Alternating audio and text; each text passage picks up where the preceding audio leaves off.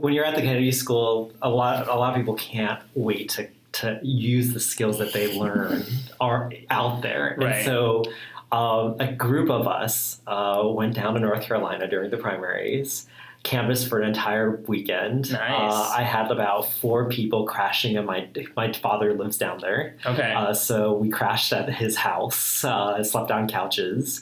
After the primaries, he won. He won that one against Hillary Clinton, and it set him on the path to getting the Democratic nomination. Which part of North Carolina was this? So this is Raleigh-Durham, and we were canvassing specifically in Durham. Nice.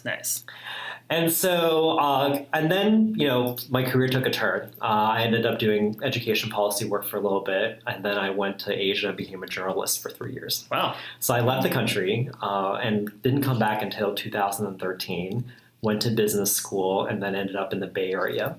But I'm new to the Bay Area. I'm originally from Seattle, but there was always this bug in me that said, I need to get involved somehow, right? Especially with the local political scene.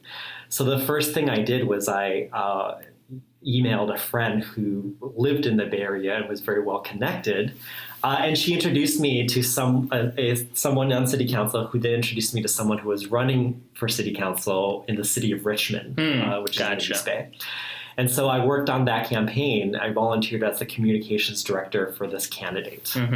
And I just remember, I think we can all relate to this experience. In 2016, I was at this party for this candidate. We don't know if he was going to win or he was going to lose.